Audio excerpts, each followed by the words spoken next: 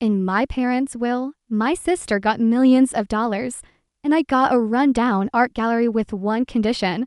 I couldn't sell it for 3 years. Everyone thought it was a punishment until I found a brass key and a diary that revealed a secret vault beneath the building. Anonymous clients, millions of dollars in secret deals, a legacy of power my sister never knew about. And I used it to change the game. The air in Mr. Abernathy's office felt thick enough to choke on, heavy with the scent of old leather, lemon polish, and unspoken resentments that had simmered between my sister and me for nearly 3 decades. I sat rigidly in the plush armchair opposite Cassandra, the fabric prickling against my skin despite the cold temperature of the room. Outside, the late autumn Boston drizzle blurred the imposing brick facades of Beacon Hill, mirroring the gray fog that seemed perpetually settled in my own chest whenever Cassandra was near. She, of course, looked impeccable, her charcoal gray power suit, probably costing more than my entire monthly earnings from the gallery,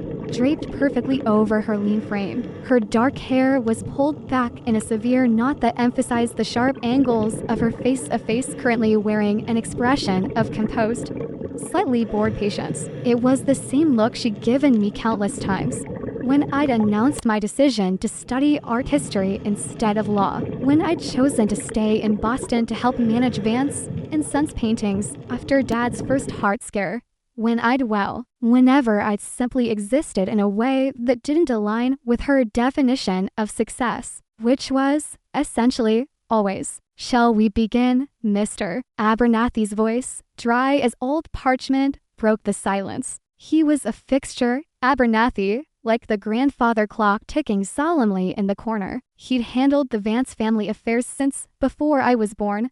His calm demeanor is steady, if somewhat unnerving, presence through parental illnesses, and now this. He adjusted his spectacles, peered down at the thick document bound in navy blue, and began to read. My stomach twisted. I tried to focus on the intricate patterns in the Persian rug beneath my feet, tracing the faded reds and blues with my eyes. Anything to avoid looking at Cassandra's inevitable smirk or Abernathy's impassive face. His voice droned on, detailing assets, trusts, bequests to distant cousins I barely knew. My own name felt like a distant island in a sea of legalese. Then came Cassandra's part. The penthouse apartment in New York overlooking Central Park described in glowing detail. The diversified stock portfolio figures that made my breath catch. Various other properties, bonds, liquid assets. Each item listed felt like another perfectly aimed stone hitting the fragile edifice of my self-worth. I risked a glance at Cassandra. A small, satisfied smile played on her lips, a subtle tightening round her eyes that bespoke triumph. It wasn't just the money. It was the validation, the confirmation, in her eyes, and surely, she believed, in our parents' eyes, that she was the worthy one, the successful Vance daughter. My hands clenched in my lap, nails digging into my palms. The familiar burn of resentment flared, hot and acidic. Years of swallowing back retorts, of plastering on a polite smile while she subtly undermined my chases, of quietly tending the dusty, struggling gallery while she jetted off to close multi-million-dollar deals. It all coalesced into a knot of bitterness so tight I could barely breathe. And for my daughter, Amelia Vance Abernathy paused, turning a page. My heart hammered against my ribs. Maybe there was something more, a recognition, however small. He cleared his throat. I bequeathed the family business, Vance and Sons Paintings, located at 38 Chestnut Street, Boston, Massachusetts, including the building itself and all contents therein, comprising the current inventory of artworks and gallery furnishings. A breath I hadn't realized I was holding escaped me in a shaky sigh. The gallery, of course, my inheritance, was the very place that represented my perceived failure. The anchor that had kept me tethered to a life Cassandra openly pitied. It felt less like a bequest and more like a life sentence. But Abernathy wasn't finished. This inheritance, he continued, his tone unchanging, is subject to the following stipulation. Amelia Vance shall not sell, lease for purposes significantly altering its function, or otherwise divest herself of the primary ownership and operational control of the Vance and Sons Paintings gallery building and business for a period of no less than 3 years. From the date this will is executed, 3 years. The words hung in the air, heavy and suffocating. A cage, not just the gallery, but a forced continuation of the life I felt trapped in. Should Amelia Vance violate this clause, Abernathy read on, his gaze briefly flickering towards me. All rights and ownership pertaining to the property and business located at 38 Chestnut Street shall immediately and irrevocably transfer to her sister, Cassandra Vance. A soft sound escaped Cassandra, not quite a laugh, but a low chuckle, rich with condescending amusement. I looked up, meeting her gaze. It was cool, appraising, laced with that familiar, infuriating pity. "Well, Amelia," she said, her voice smooth as silk, but sharp as glass beneath. "At least you have something familiar to keep you busy. All those years you've already invested there." The slight pause before invested was deliberate, twisting the word from dedication into waste. "If you need any help liquidating some of that inventory down the line, darling, do let me know. I have contacts who deal in antiquities. Might get you pennies on the dollar for some of the dustier pieces." Each word was a precision strike. My silent sacrifices, the endless hours spent trying to keep the gallery afloat while our parents' health failed, the art degree gathering dust because family duty called, all dismissed as inefficiency, as failure. It wasn't just Cassandra's disdain. It felt like my parents' final judgment echoing through her. "You chose wrong, Amelia. You weren't ambitious enough. You weren't like Cassandra. This gallery, this burden, is your reward." The air crackled with my unspoken fury. The grief over losing my parents, complicated as our relationship had been, was momentarily eclipsed by a blinding, white-hot rage directed squarely at the perfectly composed woman opposite me. The you-beaten feeling I'd carried for years began to curdle, twisting into something harder, sharper. A cold resolve began to harden in the pit of my stomach. She thought this was the end. She thought she'd won. Oh, Cassandra, you have no idea. The seed of payback, dark and insistent, took root in the wreckage of my inheritance. I wouldn't just survive this. I would find a way to make her regret that smug, pitying smile. The familiar scent of linseed oil, old varnish, and dust hung heavy in the air as I unlocked the front door of Vance and Sons Paintings later that day. The bell above the door gave a mournful little jingle, a sound that usually offered a small comfort, a sense of continuity. Today, it sounded like the tolling of a prison bell. 3 years. I walked through the main gallery space, my footsteps echoing hollowly on the worn oak floorboards. Sunlight struggled through the tall, grimy windows, illuminating dancing dust motes and the rows of paintings lining the walls. Landscapes in heavy gilt frames, somber portraits staring out with vacant eyes.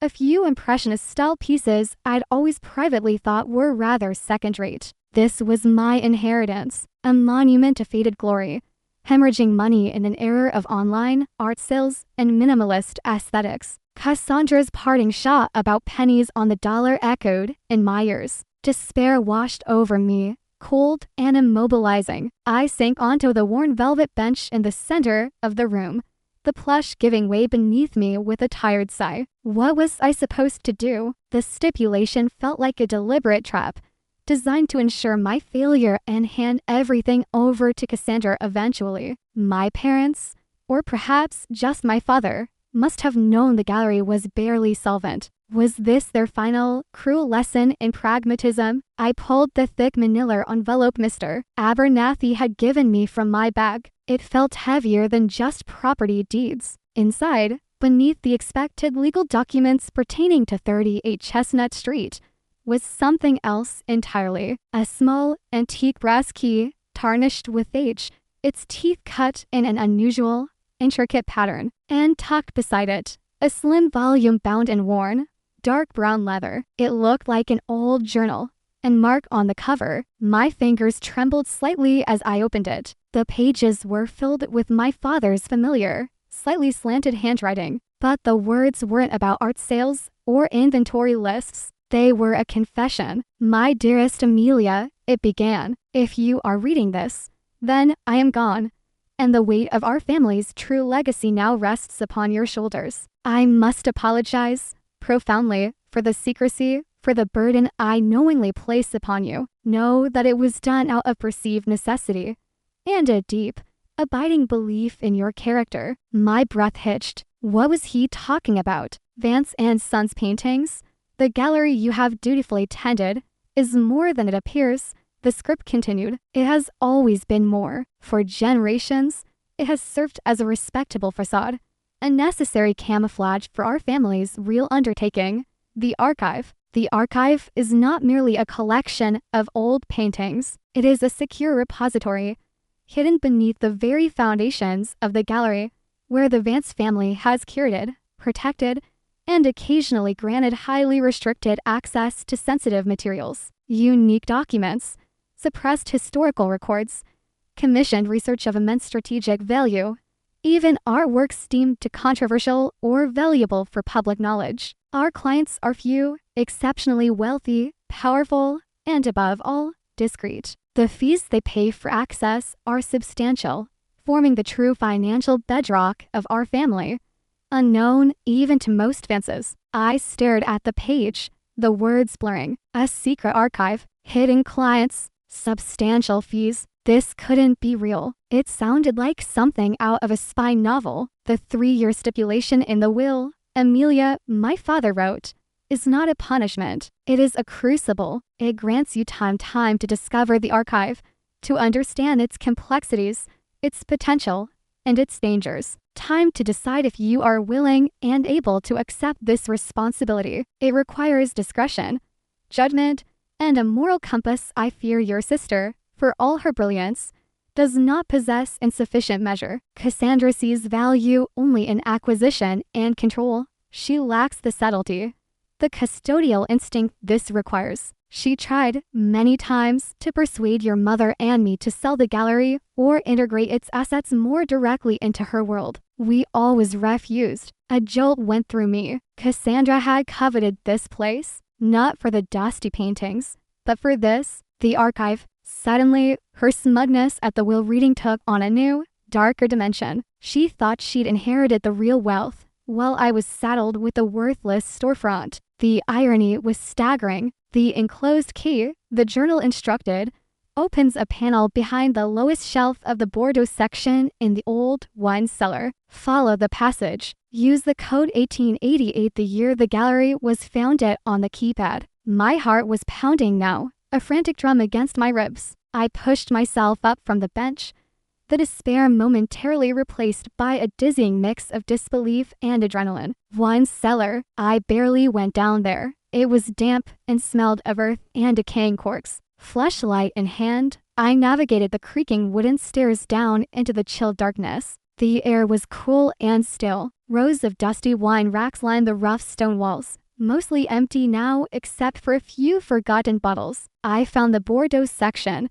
ran my fingers along the damp stone behind the lowest shelf. A faint outline. I pushed. Nothing. Then I remembered the key. I fumbled with the small brass key, inserting it into a barely visible keyhole disguised as a knot in the wood of the rack itself. With a faint click, a section of the stone wall swung inward, revealing not a dusty continuation of the cellar, but a narrow, well-lit staircase descending further. My breath caught. Taking a deep, steadying breath, I stepped through. The panel clicked shut behind me with a soft hiss, plunging the cellar stairs back into darkness. The new staircase was modern, steel and concrete, leading down into what felt like the earth itself. At the bottom, a heavy steel door with a small keypad. My fingers shaking, I punched in 1888. A green light flashed, and the door slid open silently. I stepped inside and blinked. Gone was the damp chill of the cellar. Here, the air was cool, dry,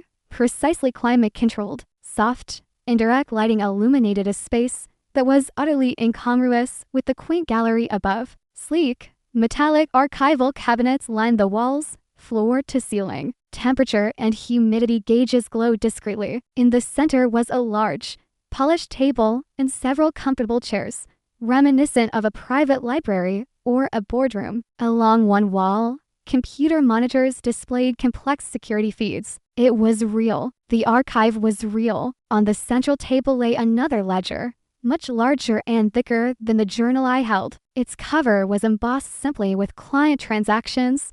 Hesitantly, I opened it. Rows upon rows of entries, dating back decades, possibly longer. Names I recognized from global headlines, titans of industry, political figures, shadowy financiers. Beside each name were dates, brief descriptions of accessed materials often coded, and figures listed under consultation fee or access tariff that made my eyes widen. Millions, tens of millions, transactions conducted with absolute discretion, channeled through layers of shell corporations and private banks. This wasn't just a legacy, it was an empire, a hidden source of unimaginable wealth and, more importantly, influence. Information broker to the global elite, masquerading as a struggling art dealer. My father believed I had the integrity for this. He'd entrusted me, not Cassandra, with this secret world. The thought was both terrifying and exhilarating. And then, another thought,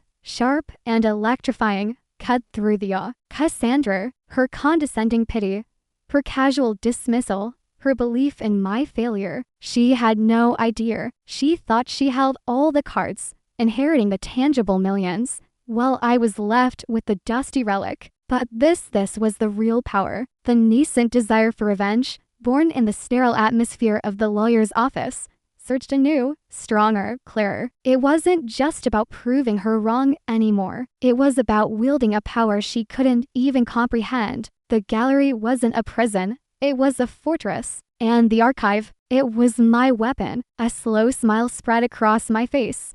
The first genuine smile I'd felt all day. The game, Cassandra, had just changed. The first few weeks after discovering the archive were a blur of clandestine activity. By day, I maintained the facade of the struggling gallery owner, dusting canvases, fielding calls from creditors with practiced apologies, and projecting an air of weary resignation whenever acquaintances inquired about business. By night, I descended into the hidden world beneath Chestnut Street, immersing myself in the legacy I never knew existed. The sheer volume of information was overwhelming. Generations of advances had meticulously cataloged not just the physical items stored in the climate-controlled cabinets, rare manuscripts, disputed artworks, sensitive correspondence, proprietary scientific data, but also the complex web of relationships, rivalries, and vulnerabilities of their clientele. My father's journal was my primary guide, but stacks of older ledgers and files filled in the history, painting a picture of a family that had quietly navigated the treacherous currents of power for over a century. My father's journal mentioned a specific client, Alastair Finch, as a potential guide, someone trusted implicitly. Finch understands the nuances, Dad had written. He values discretion above all. Approach him cautiously. Finding Alastair Finch wasn't difficult.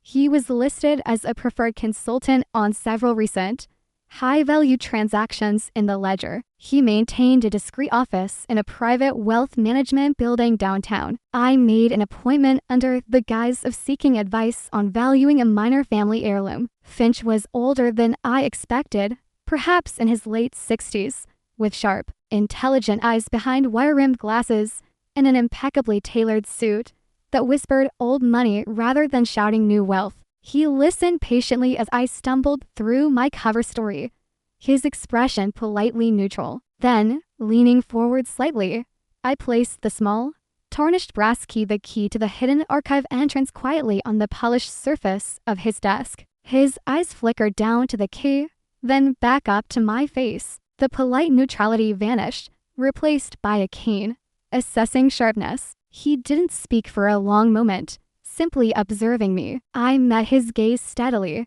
hoping the resolve I felt masked the tremor of nerves inside. Mr. Abernathy handled the probate, I presume? He finally asked, his voice quiet. Yes, I confirmed. The terms were specific. A flicker of understanding, perhaps even sympathy, crossed his face. Your father was a remarkable man, Miss Vance. Cautious, strategic. He worried about the transition. He paused. He also mentioned, on occasion, his concerns about your sister's suitability for certain custodial duties. Relief washed over me. He knew. He understood the dynamic, the unspoken context. He believed I had the necessary integrity. I said, the words feeling both heavy and empowering. Finch nodded slowly. Integrity is the cornerstone, Miss Vance. Without it, the archive becomes merely a weapon, and a dangerous one at that. Your father entrusted you not just with assets, but with immense responsibility. Over the next few weeks, Alastair Finch became my reluctant mentor. He was initially guarded, testing my discretion, my intelligence, my motivations. He'd pose hypothetical scenarios, gauge my reactions to sensitive historical anecdotes stored within the archive's memory. Observe how I handled pressure during our carefully orchestrated accidental encounters with some of the city's financial elite at quiet luncheon clubs. Gradually, he began to open up, explaining the unwritten rules of engagement, how to vet potential clients looking for desperation masked by arrogance, understanding the subtle codes in their requests, how to price access not just based on the perceived value of the information, but on the client's ability to pay and the risk involved in dissemination, how to manage the flow of information ensuring plausible deniability, using dead drops and encrypted channels, never meeting clients face-to-face unless absolutely necessary and vetted through him. He elaborated on the risks, industrial espionage, political blackmail, financial manipulation. The archive held keys to all of them. Mishandling information could destroy reputations, topple fortunes, even incite international incidents. This isn't a game, Amelia, he warned, his gaze intense. The people who seek access here operate in a world where mistakes are not easily forgiven. Your anonymity, the secrecy of this place, is your shield. Never compromise it. Crucially, Finch confirmed what my father's journal hinted at.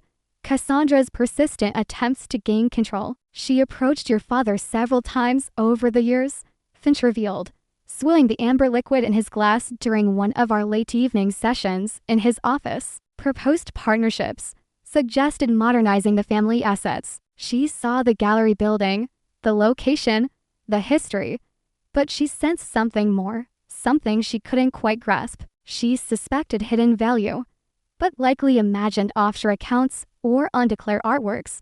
Not this, he gestured vaguely, encompassing the hidden world we discussed. Your father always politely, but firmly, rebuffed her. He felt her ambition was too naked, her methods too aggressive. She wouldn't be a custodian, she'd be a plunderer. This revelation solidified my resolve. Cassandra hadn't just pitied me. She'd actively coveted the very thing I now controlled, intending to exploit it in ways my father explicitly feared. My plan for payback no longer felt petty.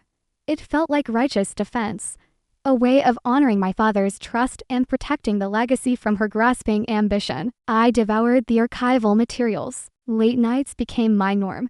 Spend hunched over ledgers in the cool, quiet sanctuary beneath the gallery. I learned about obscure legal precedents, forgotten corporate histories, genealogies tracing lines of power and influence, scientific breakthroughs suppressed for commercial reasons. Each file opened, each connection made, felt like adding another arrow to my quiver. My art history background, once a source of Cassandra's scorn, proved surprisingly useful. It had trained me in research, in provenance, in discerning authenticity, and understanding context skills directly applicable to managing the archive. I wasn't just learning to manage a secret, I was learning to wield power. The initial thrill of discovery was tempered by the weight of responsibility Finch emphasized.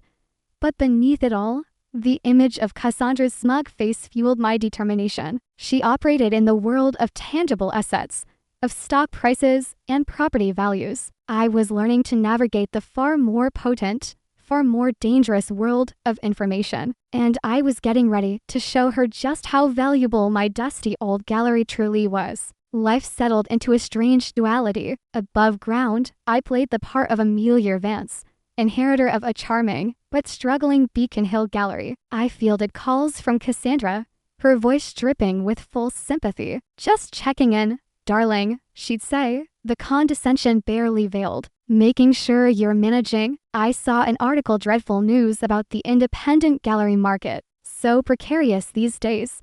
She'd casually forward links to pieces predicting the demise of traditional art sales, always framed as helpful concern. On one occasion, she mentioned a realtor friend. He specializes in historic properties.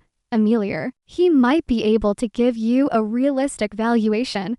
Perhaps explore options if things get tight. No pressure, of course. Just thinking of you. Each interaction was a carefully aimed barb, designed to reinforce her narrative of my incompetence and her magnanimity. Old Amelia would have shrunk under the assault, internalizing the criticism. New Amelia listened calmly, recognizing the predictable pattern, the underlying motive. She wanted the building. She still suspected there was more to it than met the eye, even if she didn't know what. Her concern was a probe, an attempt to gauge my desperation, knowing about the archive, knowing about her past attempts to gain control, turn her manipulations from painful wounds into tactical data. My revenge wouldn't be a direct confrontation. That was Cassandra's style, overt, aggressive. Mine would be subtle, insidious, hitting her where she was most vulnerable, her pride and her professional ambition. My first move was aesthetic, using a carefully allocated fraction of the funds generated by a discrete archive transaction retrieving sensitive historical shipping manifests from a maritime insurance conglomerate.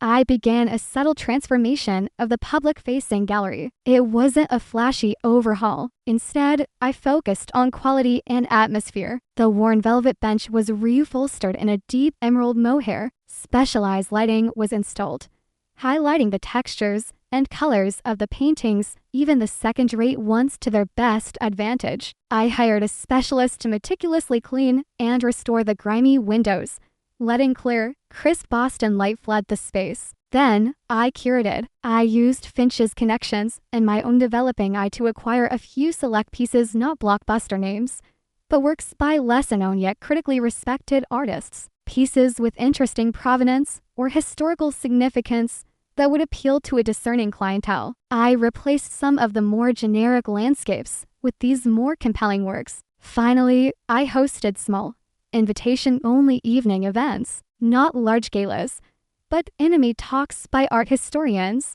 previews of new acquisitions, wine tastings featuring selections from boutique vineyards. The guest list was carefully cultivated.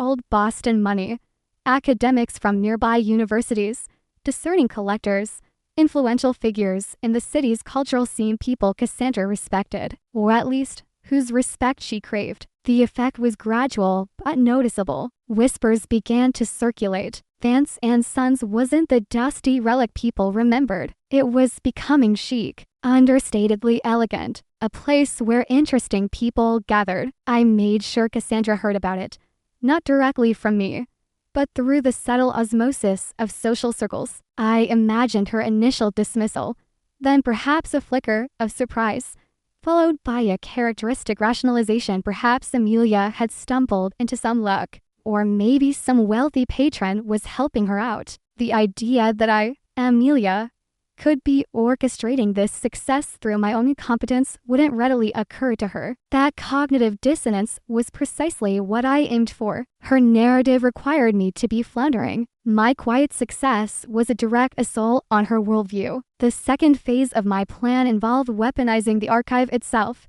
but indirectly. Through my nightly studies of the ledgers and client files, I mapped out networks of influence, cross-referencing names and corporations. It was during one such session, tracing the tangled history of a defunct chemical company whose research files we held, that I stumbled upon it.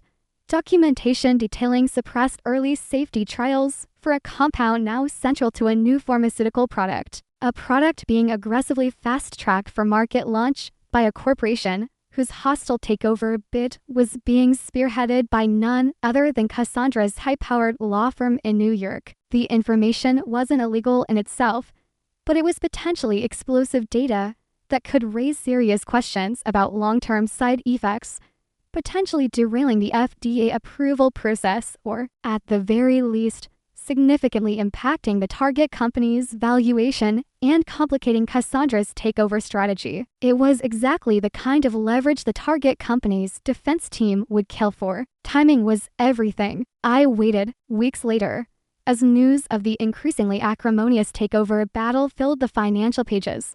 A discreet inquiry arrived through one of the archive's encrypted channels, routed via a Swiss intermediary known for handling sensitive corporate intelligence requests. The query was vague, but specific enough, seeking any historical research pertaining to Compound X developed by the defunct chemical company Y. My heart gave a leap. It had to be them, the target company. Desperate for ammunition, with Finch's guidance, I crafted the response. Access would be granted, under extremely stringent conditions, a non-disclosure agreement of unparalleled severity. Access limited to 2 named individuals only. Viewing permitted only on-site within the archive's reading room. No copies allowed, only handwritten notes. And the price? Astronomical, a figure designed not just for profit, but to inflict maximum inconvenience and cost, payable through a labyrinthine series of offshore transfers. I felt a detached, almost clinical satisfaction as I transmitted the terms. I pictured the frantic scrambling on the other end, the urgent consultations, the weighing of cost versus potential benefit. Then, days later, the confirmation came. They agreed. They would pay. I never knew for certain if Cassandra herself was directly involved in trying to obtain this information, or if her firm simply hit a brick wall thrown up by the target company suddenly having access to damaging data they couldn't explain. It didn't matter. The effect was the same. Reports surfaced of unexpected regulatory hurdles and new data reviews delaying the takeover. Cassandra's firm, usually known for swift, decisive victories, seemed bogged down. Her reputation, built on ruthless efficiency, likely took a quiet hit. I allowed myself a small, private smile. Information, deployed correctly, was a far more elegant weapon than brute force. The final act of this phase came during the Christmas holidays. Cassandra, back in Boston for the obligatory family gathering, a strange affair held at a neutral restaurant now that our parents were gone, visited the gallery. She swept in, exuding her usual air of barely contained impatience. But I saw a flicker of something else in her eyes as she took in the transformed space, grudging acknowledgement, perhaps even a hint of confusion. "Well, Amelia," she began, running a critical eye over a newly acquired modernist sculpture, "it seems you're keeping busy." The compliment felt forced. "Still," she continued, lowering her voice conspiratorially, "let's be realistic. This niche market is fickle. I've been thinking, perhaps now is a good time to reconsider my offer. I could take the building off your hands, give you a fair price, more than fair, actually, considering the overheads. It would free you up. You could finally pursue your art, travel, whatever it is you wanted to do." She named a figure. It was higher than her previous veiled suggestions, but still significantly less than the building's true market value, let alone its value with the archive. I met her gaze, letting a calm, steady confidence settle over me. No anger, no defensiveness, just quiet certainty. "Thank you for the offer, Cassandra," I said, my voice even, "but I'm not interested in selling. I've discovered that this place, the gallery, the legacy, holds a value far beyond mere square footage or market trends." I paused, letting the words sink in. "It holds the true value of our family's history, something your money, frankly, can't buy." I saw it then, for the first time in my life. Looking at my formidable older sister, I saw not dominance, but a flicker of genuine uncertainty, a shadow of unease in her eyes. The impenetrable armor of her superiority had been pierced, not by anger or accusation, but by quiet self-possession. She didn't understand what had changed, what I meant by true value, and that lack of understanding, that loss of control, clearly disturbed her. She recovered quickly, scoffing lightly. "Suit yourself, Amelia. Don't say I didn't try to help when this little passion project inevitably drains you dry." But the barb lacked its usual sting. As she turned and swept out of the gallery, the bell giving a final, almost cheerful jingle, I knew I had won that round. The foundations of her perceived superiority were beginning to crack, and the final act was yet to come. The official-looking envelope arrived by courier a few months later. Legal documents. Cassandra was making her move, citing my lack of business acumen, referencing the gallery's historically poor performance before my inheritance, and suggesting the 3-year stipulation was detrimental to the preservation of a valuable family asset, the building. She was petitioning the probate court to have the clause overturned and force a sale, or preferably transfer ownership to her as the more financially responsible party.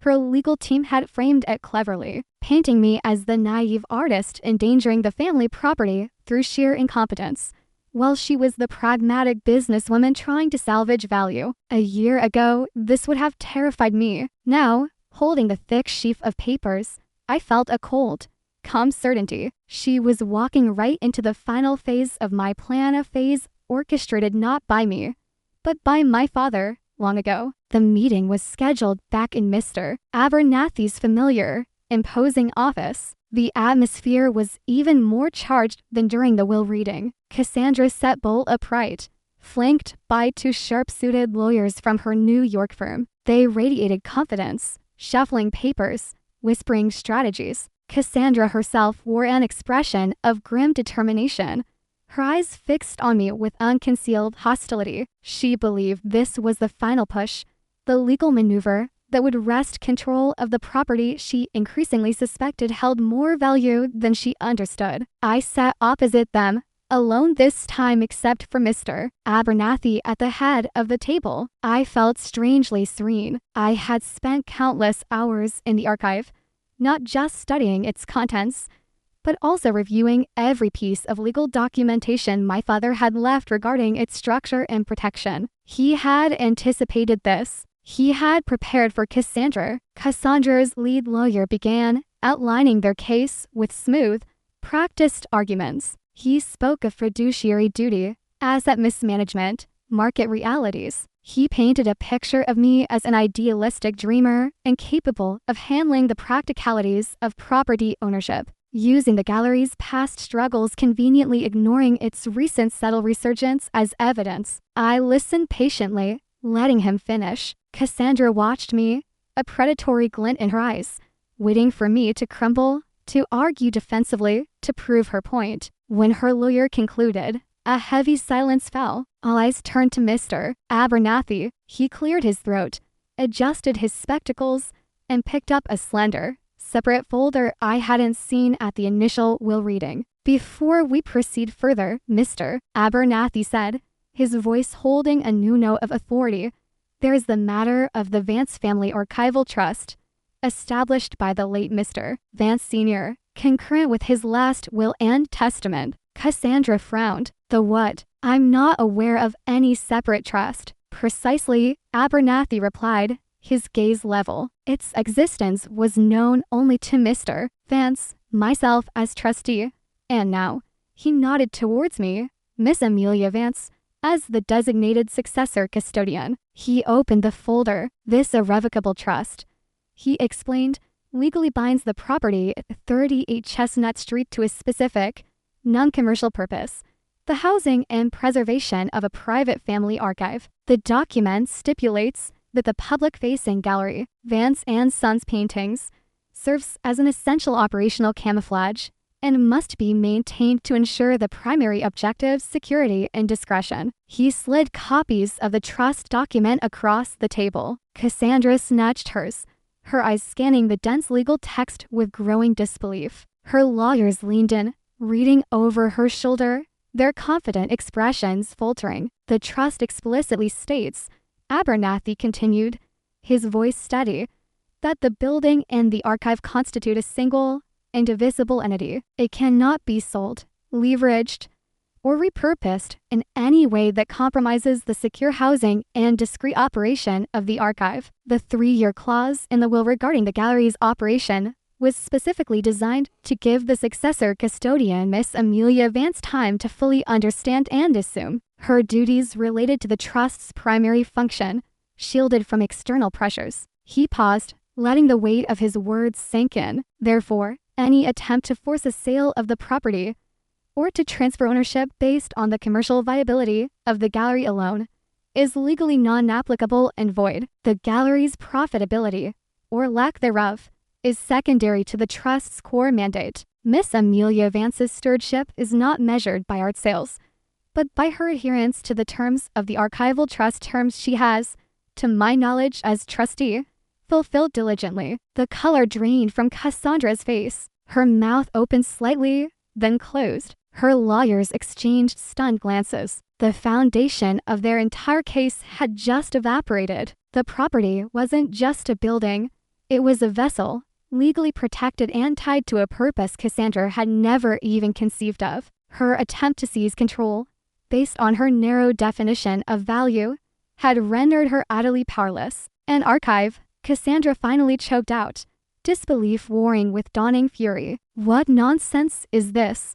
What's in this supposed archive? That, Abernathy said calmly, is stipulated as confidential information, accessible only to the custodian and authorized parties vetted under the trust's protocols. It is, I assure you, the true Vance legacy, and it is securely in Miss Amelia Vance's hands. Cassandra stared at me, her eyes blazing with a mixture of rage and humiliation. She saw it now, the quiet confidence, the subtle transformation of the gallery, my refusal to sell. It hadn't been luck or incompetence. It had been knowledge, power, a power she hadn't known existed and could never touch. Her meticulously planned legal assault had not only failed, but had exposed her own grasping ambition for all well for Mr. Abernathy and her own lawyers to see. The meeting dissolved quickly after that. Cassandra's lawyers, recognizing the futility, offered terse apologies and gathered their papers. Cassandra herself remained frozen for a moment,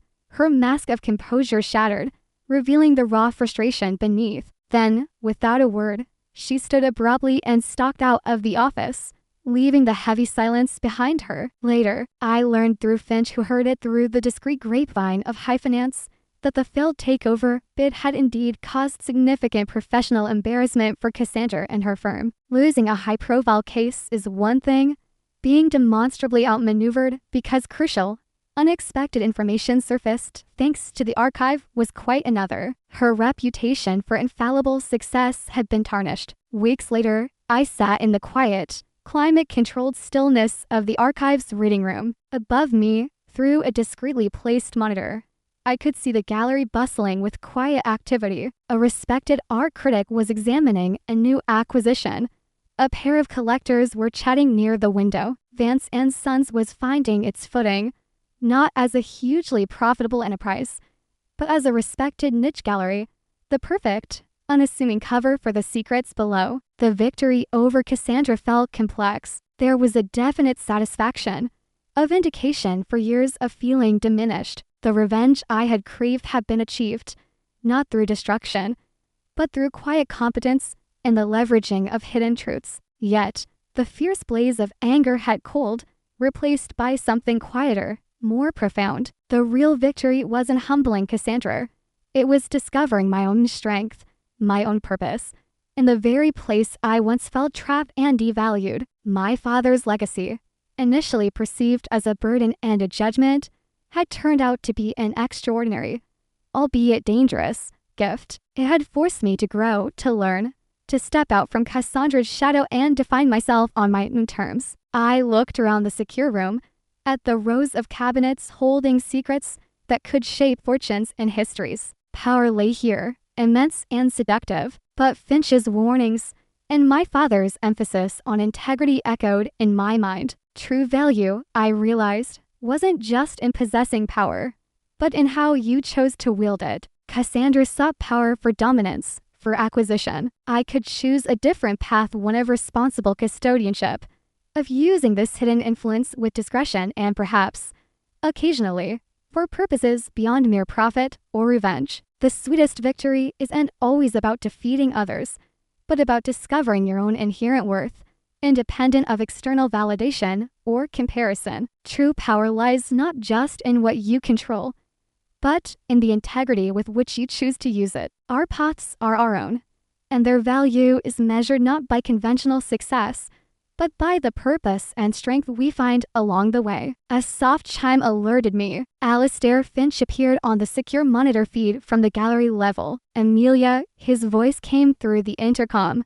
Calm and discreet. Your 11 o'clock appointment has arrived. Shall I send him down? I straightened my shoulders, smoothing my skirt. Yes, Alistair, thank you. Taking a deep breath, I stood, ready to meet the representative of a European consortium seeking sensitive pre-WWI banking records. No longer the overlooked younger sister, no longer defined by bitterness or resentment. I was Amelia Vance, custodian of the archive, guardian of a hidden legacy, and finally, undeniably, the master of my own fate. How do you find today's story?